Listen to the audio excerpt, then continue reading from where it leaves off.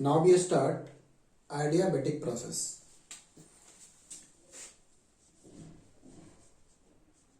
Adiabatic process.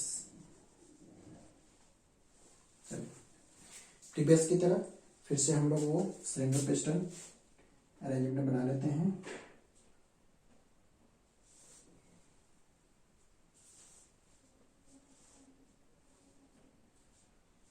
ये piston है,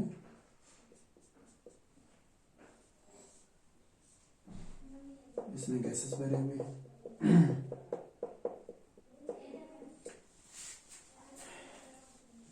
adiabatic process में ध्यान रखने वाली बात यह है कि हीट सप्लाइड जीरो होता है। मीन्स यहाँ पे एक्सटर्नली कोई हीट का सप्लाई नहीं होता। यह ऐसा वॉल है इसका कि ना तो इससे हीट एनर्जी अंदर जा सकती है ना ही बाहर आ सकती है, और ऐसे वॉल का नाम होता है एडियाबेटिक वॉल। ठीक है, तो एडियाबेटिक प्रोसेस में पहली चीज जो ध्यान रखने वाली है वो है कि delta Q is equal to zero. Means इसमें हीट सप्लाई क्या ही होगा तो जीरो होगा। इसमें किसी तरीका का हीट एनर्जी का एक्सचेंज नहीं होगा, ये सिस्टम और सराउंडिंग के बीच में। राइट, तो ये सबसे इंपॉर्टेंट वाली पॉइंट है जो हमें ध्यान रखना है।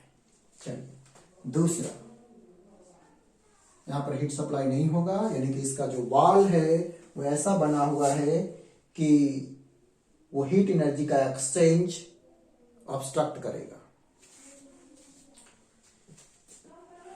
आइए हम लोग बात करते हैं कि और क्या होगा। इसमें एक स्पेशल रिलेशन में ध्यान रखना है कि PV gamma is equal to constant. बोले तो प्रेशर, वॉल्यूम और एक एडियाबेटिक कांस्टेंट, गामा को बोलेंगे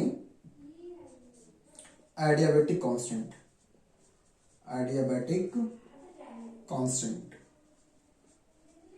ठीक है, तो ये एक स्पेशल रिलेशन होगा एडियाबेटिक प्रोसेस के लिए कि प्रेशर, वॉल्यूम और वॉल्यूम का पावर एक कांस्टेंट, इसका नाम है एडियाबेटिक कांस्टेंट।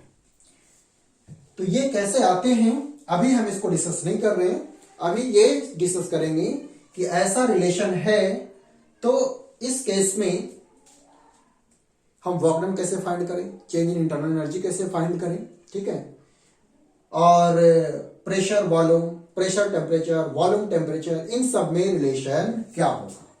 मैं लिखता हूं pressure, volume, temperature, P1 V1 T1, P2 V2 and T2।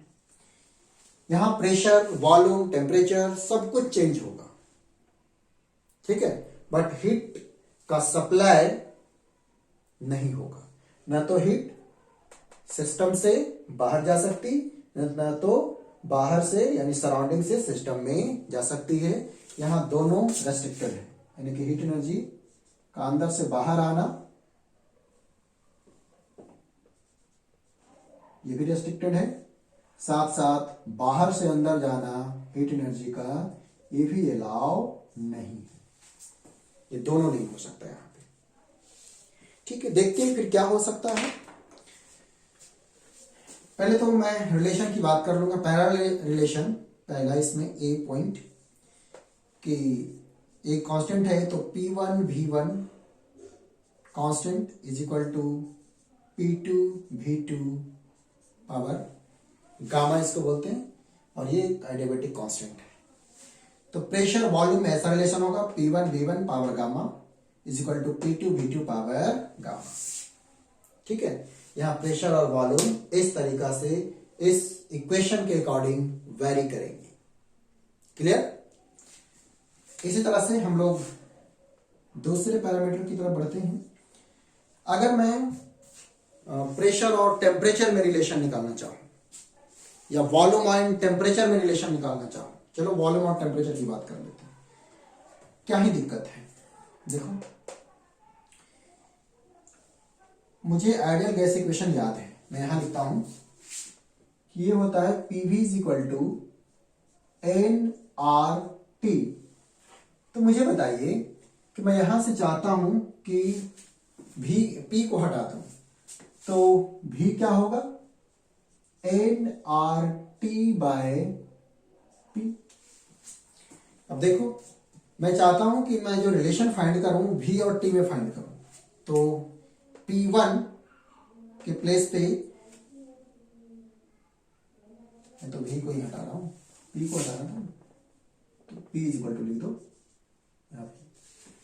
तो यहां अगर मैं लिखूंगा P1 तो क्या आएगा, N R T one by V one. तो P1 के प्लेस पे लिख रहा हूं N R T one upon V one. ठीक है, यहाँ V1 power gamma is equal to, अब P2 लिखूंगा यहां पे तो क्या आ जाएगा, N R T two by V two, N R T two upon V two और V2 पावर गामा, ऐसा हो जाएगा। ठीक है, अब देखो एन आर दोनों साइड में है तो ये तो कैंसिल हो जाएंगी। अब रिलेशन बन जाएगा T1 V1 power gamma upon V1 is equal to T2 V2 power gamma upon V2। ठीक है, स्टेप और सॉल्व कर लें, या मैं ऐसा लिख दूं कि T1 V1 पावर, बताओ यहां V1 के power gamma divide by V1, क्या लिख सकता हूं, gamma minus 1 is equal to T2 V2 power gamma minus 1, ये रिलेशन।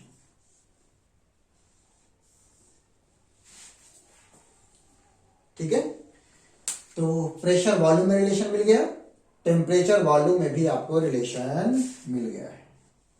ठीक है, चलिए अब मैं फाइंड करना चाहूंगा कि प्रेशर और टेम्परेचर में क्या रिलेशन है। तो आइए उसकी भी बात कर लेते हैं। यहां पे मैं थोड़ा इधर लिख लेता हूं, यहां मैं बात कर लेता हूं, पेन चेंज कर लेते हैं और जैसे ए बी सी नंबर का पॉइंट, और सी होगा प्रेशर और टेम्परेचर में, यानी कि वॉल्यूम को हटाना होगा। तो P1 और V के लिए क्या लिखूंगा, N R T one by P1 whole raise to the power क्या है, गामा, लिख दो। फिर से मैं चाहता हूं कि वॉल्यूम को हटाऊं, P2 तो रहने दो, ठीक है। यहां से देखो V2 क्या हो जाएगा, देखो ना यहां मैं V ले आऊं तो यहां P आ जाएगा। तो V2 के लिए N R T two by P2, N R T two by P2 whole raise to power gamma. अब आते हैं नेक्स्ट स्टेप में। तो P1 एन आर, यहां भी कांस्टेंट यहां भी constant, T1 power gamma upon P1 power gamma is equal to P2 T2 power gamma upon P2 power भी गामा। नेक्स्ट स्टेप में देख लो, P1 1 minus gamma T1 gamma is equal to P2 1 minus gamma T2 gamma. तो इधर हमने ये तीन relation find कर लिए, प्रेशर वॉल्यूम में, टेम्परेचर वॉल्यूम में एंड प्रेशर एंड टेम्परेचर में रिलेशन क्या होगा जब प्रोसेस एडियाबेटिक होगा। तो ये तीनों हमने यहां पे फाइंड कर लिए। चलो मैं इसको शॉर्ट में ऊपर में लिख देता हूं और फिर इसको रफ करके आगे बढ़ेंगे हम लोग। ठीक है, चलिए इसको थोड़ा देर के लिए इसको हटा करके यहां पे तीनों रिलेशन लिख देता हूं। पहला कि P1 V1 power gamma is equal to P2 V2 power gamma. दूसरा T1 V1 power gamma minus 1 is equal to T2 V2 power gamma minus 1। तीसरा प्रेशर और टेम्परेचर की बात करूंगा, तो P1 1 minus gamma T1 power gamma is equal to P2 1 minus gamma T2 power gamma.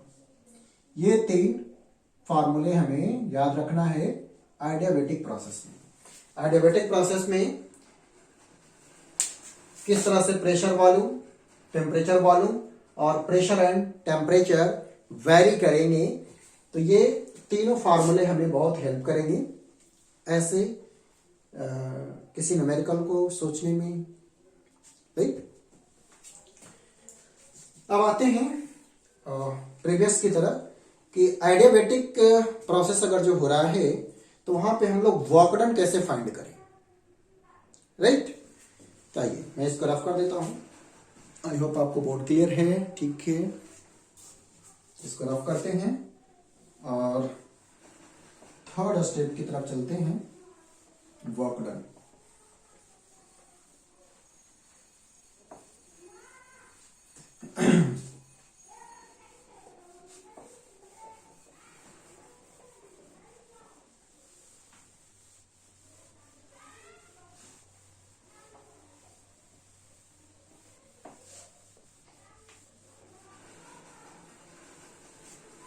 Third step, adiabatic process में work done कैसे निकालें।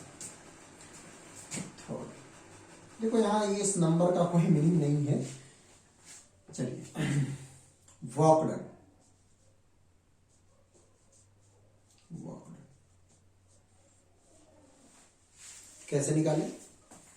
देखो वर्क डन होगा, यहां प्रेशर और वॉल्यूम दोनों चेंज कर रहे हैं, फिर से वही तरीका, इंटीग्रेट करना पड़ेगा। तो इंटीग्रल ऑफ पीडीवी, पीडीवी, ठीक है।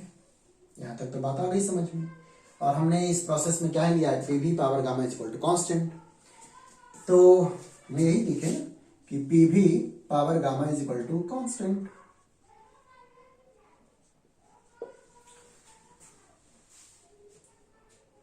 राइट। अब आप इसे कैसे सॉल्व करोगे, यहां प्रेशर है, यहां टीवी है, तो ये भी के टर्म में हो, तो यहां से आप लिख सकते हो कि जो प्रेशर होगा वो constant upon V power gamma. हाँ लिख सकते हैं सर, C4 कांस्टेंट, जो भी यहां कांस्टेंट आने वाला है, अपॉन में वी पावर गामा, ठीक है। तो आइए, work done is equal to pressure के प्लेस पे C upon V power gamma और dV। दूसरी लाइन में work done is equal to C को बाहर कर दो, integral of V power minus gamma dV आ जाएगा। अब आपको क्लियर हो गया है कि सर कैसे इंटीग्रेट करेंगे।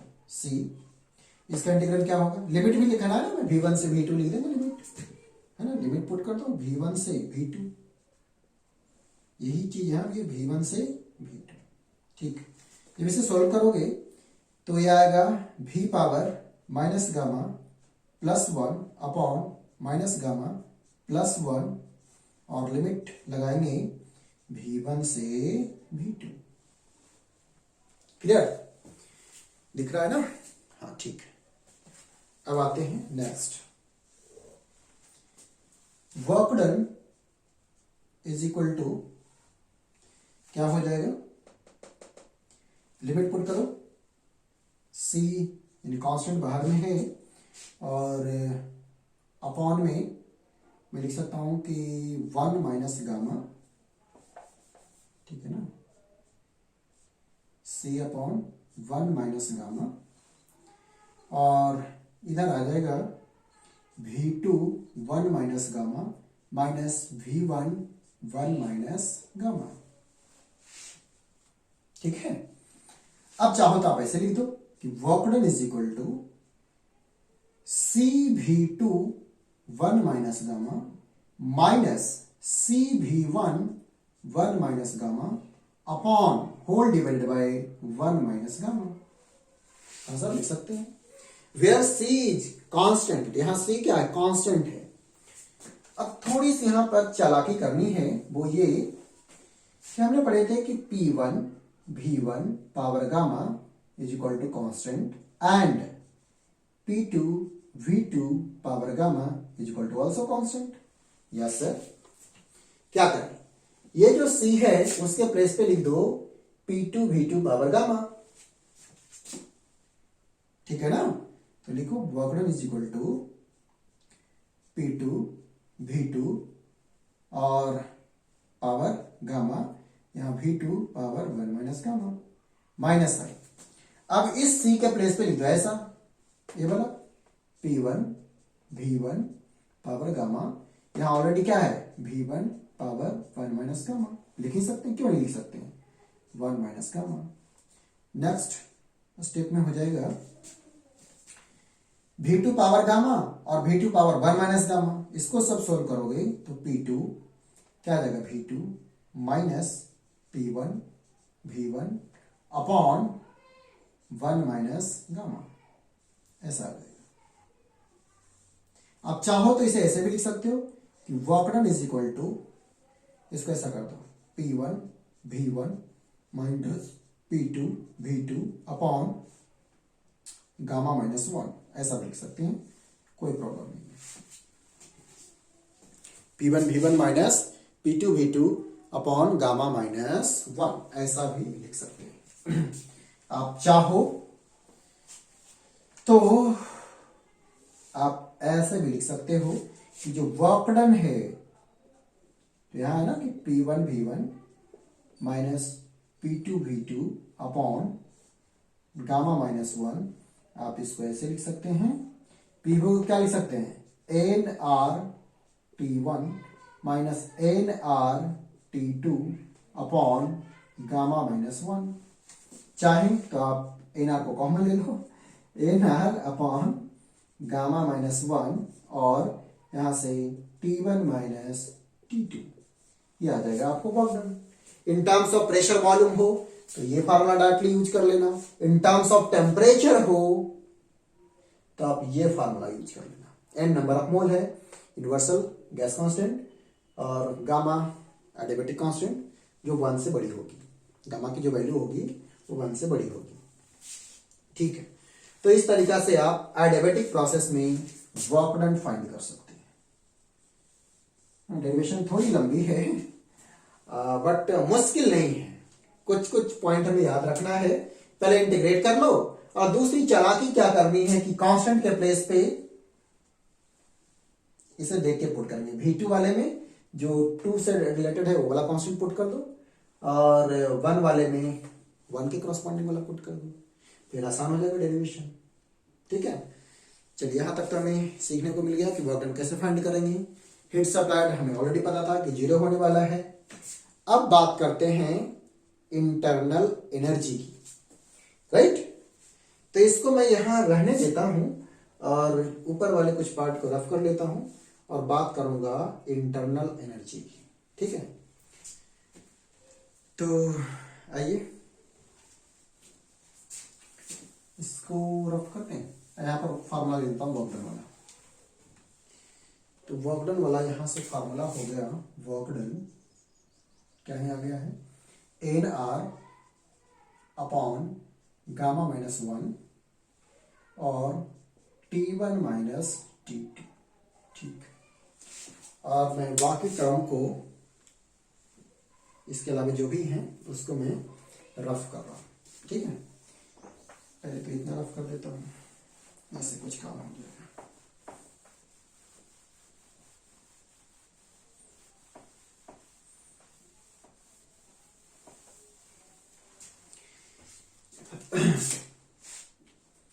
इसको मैं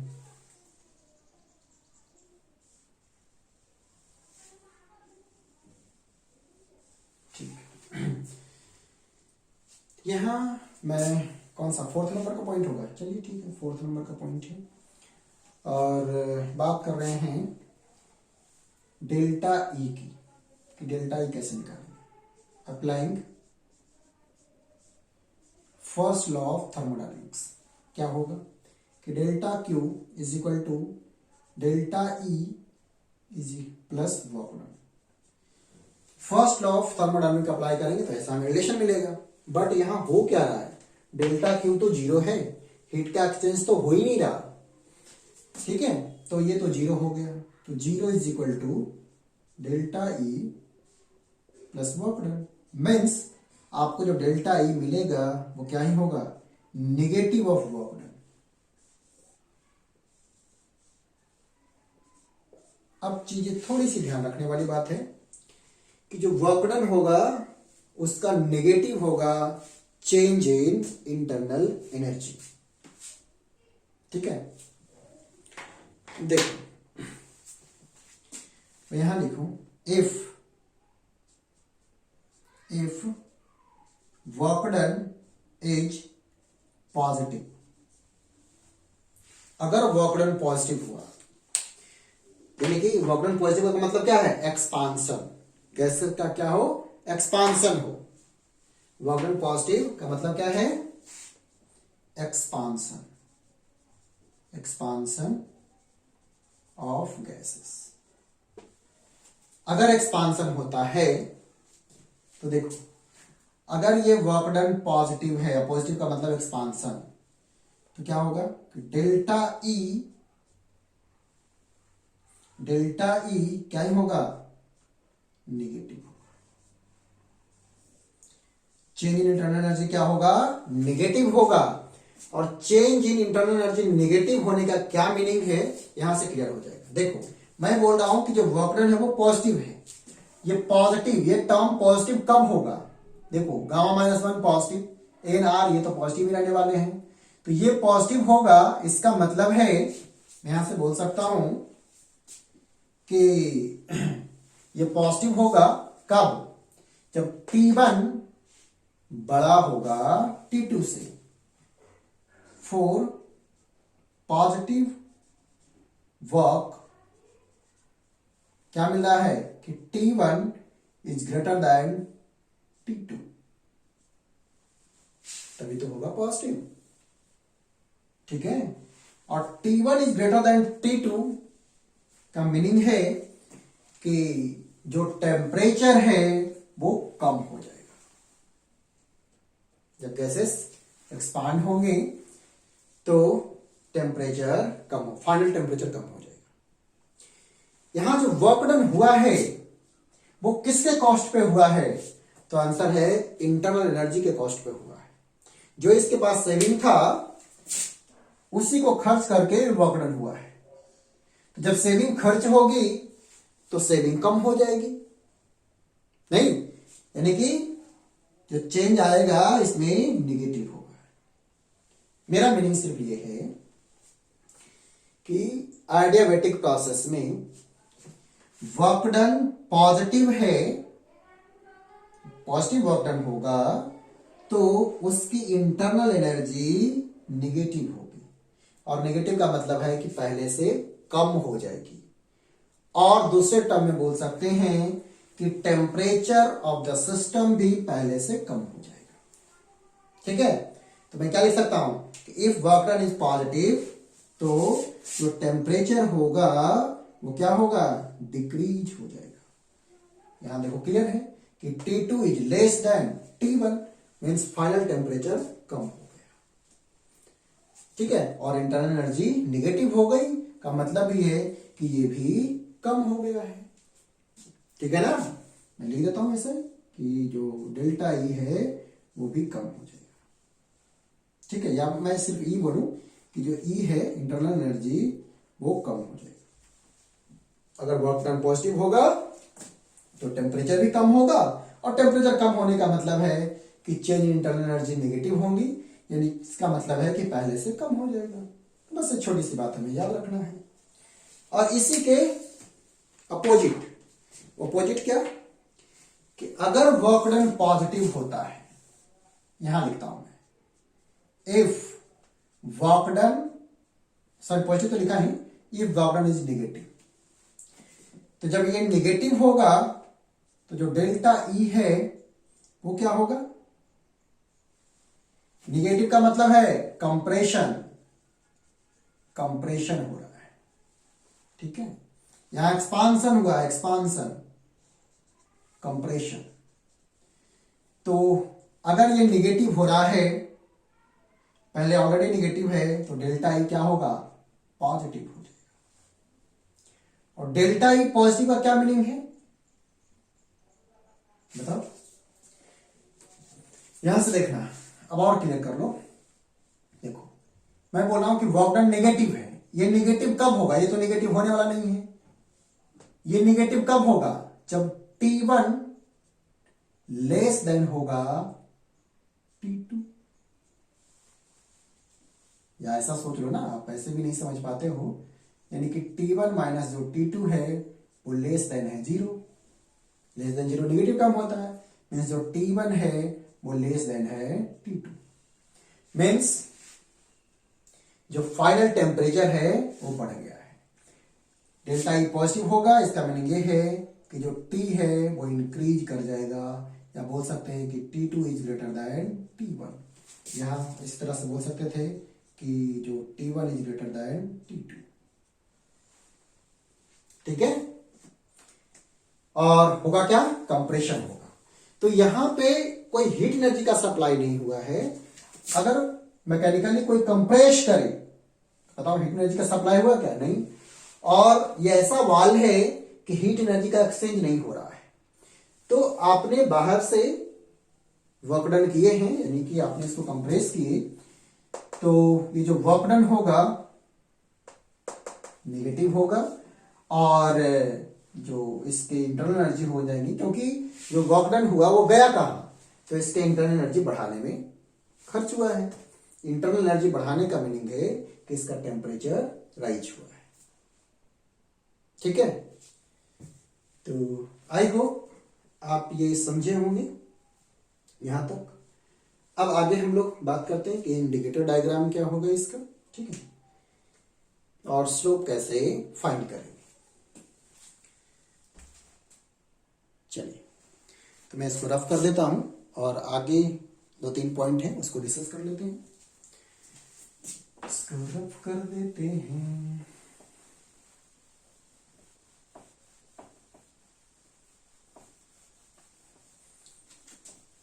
किसी को अगर जो दिक्कत होती है तो प्लीज एक बार उसको पॉज करो और फिर थोड़ा सा सोचो, आपको आएगा समझ में।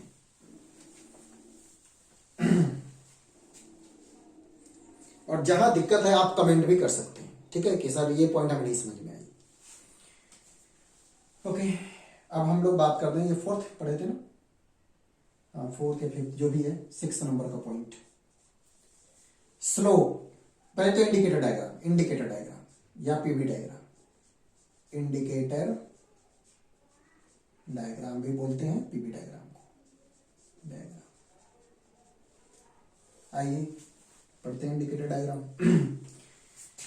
यहां रिलेशन क्या मिला है मुझे, पहले तो ग्राफ ही बना लेते हैं। ग्राफ बनाने के लिए हमें पी और वी में रिलेशन चाहिए। क्या था कि P V power gamma is equal to constant, means जो पी है inversely proportional to 1/v power gamma. तो ग्राफ भी कुछ ऐसे ही होंगे। ग्राफ स्केच ऐसा बनेगा, ठीक है। पीवी के लिए जो ग्राफ का जो रफ स्केच होगा वो ऐसा बनेगा, ठीक। अब मुझे कोई स्लोप पूछ ले कि इस पॉइंट पे बताओ स्लोप क्या होगा, क्या करें, तो सर हमें पता स्लोप निकालने के लिए क्या करना होता है, बताओ क्या करें। 7th स्लोप, सर स्लोप होता है tan थीटा, और इसका मीनिंग है dp बाय dv। फाइंड करते हैं dp बाय dv। जो आपको प्रोसेस गिवन है, इस प्रोसेस में प्रेशर और वॉल्यूम में कैसा रिलेशन है, आंसर है कि sir PV is equal to PV power gamma is equal to constant है, ठीक है। तो इसको अब डिफरेंशिएट करो, differentiating both side, D PV power gamma DV D constant और डीवी। इसका तो डिफरेंशियल 0 हो जाएगा कांस्टेंट का। अब लेफ्ट हैंड साइड की बातें करते हैं, ठीक है ना, दिख रहा है आपको, ठीक। अब मैं ये यहां लिख देता हूं कि PV power gamma is equal to constant और P proportional to 1/v power gamma. अब मैं थोड़ा सा इस स्पेस को रफ करता हूं।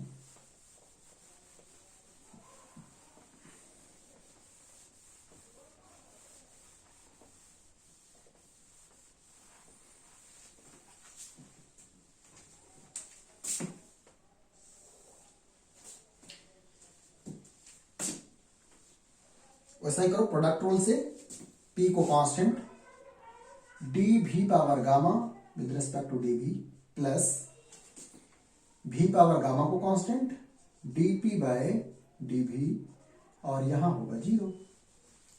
कैसे करें, पी तो कांस्टेंट है, ठीक है। यहां के लिए gamma V power gamma -1 plus V power gamma D P by D V is equal to 0। Right hand side ले जाओ, तो V power gamma D P by D V is equal to gamma P V power gamma -1। अब क्या करें, इसको ऐसे भी तो लिख सकते हैं कि gamma P V power gamma upon भी, हाँ क्यों नहीं लिख सकते हैं। तो अब हो गया V power gamma D P by D V is equal to, और राइट हैंड साइड लेंगे तो नेगेटिव साइन आएगा, नहीं नेगेटिव है ना, तो minus gamma P V power gamma upon में भी। तो यहां से देखो ये वाला टर्म कैंसिल हो जाएगा, तो क्या बचेगा D P by D V is equal to minus gamma times of P by V. तो ये हो गया स्लोप, क्या हो गया स्लोप, ठीक है। तो एडियाबेटिक प्रोसेस में जो स्लोप होगा, सॉरी डीपी बाय डी भी, वो minus gamma P by V. तो हर एक केसेस में आपने स्लोप फाइंड किया, इंडिकेटर डायग्राम के बारे में सीखे, ठीक है। उसका हम लोग कंपेयर भी कर सकते हैं, खास करके आइसोथर्मल प्रोसेस में जो स्लोप होता था वो पी बाई भी, और एडियाबेटिक में गामा टाइम्स पी बाई भी।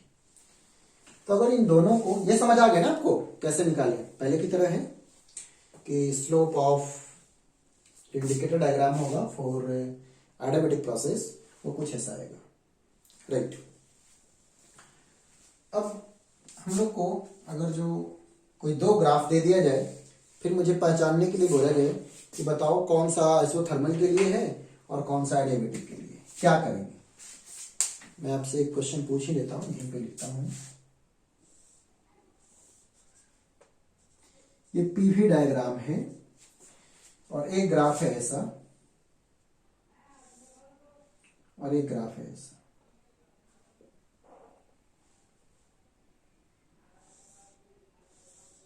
ठीक है। ये दो ग्राफ है, आपको बताना है, दोनों पीवी डायग्राम के लिए ही है। तो आप देख करके बताइए कि कौन सा ग्राफ आइसोथर्मल के लिए है और कौन सा ग्राफ एडियाबेटिक के लिए है, क्योंकि दोनों के लिए अगर जब बनाया जाए तो एक ही जैसा कुछ बनता है। अगर कंपेयर करना है तो फिर हम कैसे डिसाइड करेंगे। थोड़ा सा वीडियो को पॉज करो और सोचो। मैं इसको 1 और 2 नेमिंग कर दूं, ये है 1, ये है 2। अब आप सोच के बताइए कि कौन सा ग्राफ एडियाबेटिक प्रोसेस के लिए है और कौन सा आइसोथर्मल के लिए है, राइट। चलिए तब तक मैं इसको रफ करके इसे थोड़ा यहां बनाता हूं। ये समझ आया ना आप लोग को, ठीक है।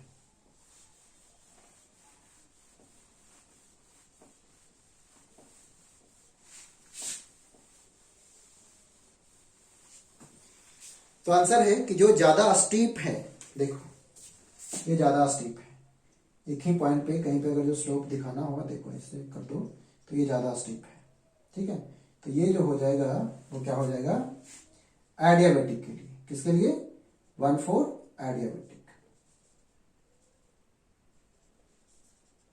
और जो कम स्टीप है क्योंकि गामा टाइम्स ज्यादा है, ये स्लोप ये कम है, तो ये हो जाएगा आइसोथर्मल। आइसोथर्मल तो ये थोड़ा ध्यान रखना है कि एक ही ग्राफ पे दोनों गिवन हो तो जो ज्यादा स्टीप होगा वो होगा एडियाबेटिक, क्योंकि इसका slope gamma times P by V होगा, है ना। इसका स्लोप क्या होगा gamma times P by V, negative of gamma time P by V होगा, ठीक है। और यहां पे सिर्फ और सिर्फ क्या होगा इसका slope negative of P by V. तो ये दोनों में फर्क होंगे, हम आसानी से पहचान लेंगे।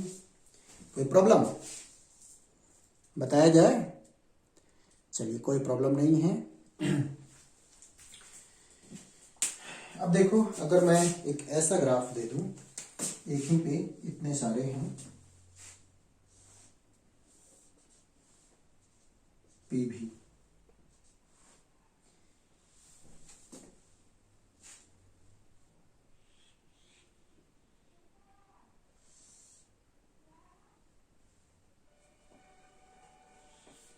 पहले तो मैं आसान बोल देता हूं, ऐसा। यहां मैं लिखता हूं ए, एक इसको लिखता हूं बी। अब देख के बताओ कौन आइसोथर्मल कौन एडियाबेटिक। तो ये बताओ, ये ज्यादा स्टीप है, देखो ना। अब रेफरेंस ले लो कहीं पे भी, एक रेफरेंस ले लेते हैं। तो यहाँ पे ये लाइन ऐसे जाएंगी, ये ज्यादा स्टीप हो जाएंगी, ठीक है। तो वैसे सिचुएशन में कहीं पे भी आप कंपेयर कर ले सकते हो। तो जो ज्यादा स्टीप होगा वो हो जाएगा एडियाबेटिक। इसी को मैं यहां पर बना रहा हूं एडियाबेटिक, और ये हो जाएगा आइसोथर्मल।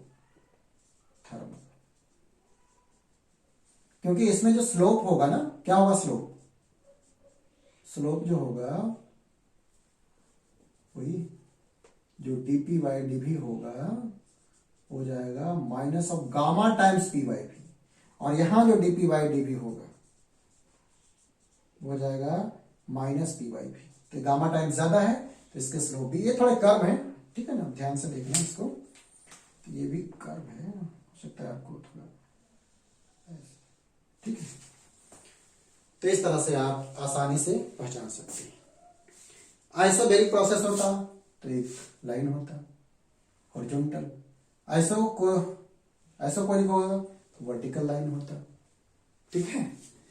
तो इसे देख करके आप आसानी से रिकॉग्नाइज कर सकते हैं कि किस प्रोसेस के लिए इंडिकेटर डायग्राम बनाया गया है, पीवी डायग्राम बनाया गया है। खास करके आपसे यही पूछ लिया जाता है कि इन दोनों को एक ही ग्राफ पे दे देगा, पूछेगा कि किसका स्लोप ज्यादा है, या पूछ सकता है कि इसे देख के बताओ कि कौन सा आइसोथर्मल के लिए है और कौन सा एडियाबेटिक के लिए है, ठीक है।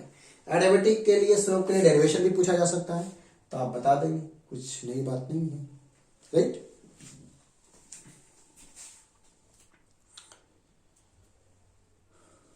ठीक है, मुझे लग रहा है कि आप ये समझे हैं, और कितना ये आपके लिए ये लेक्चर बेनिफिशियरी है, प्लीज हमें कमेंट करें, ठीक है। Thank you.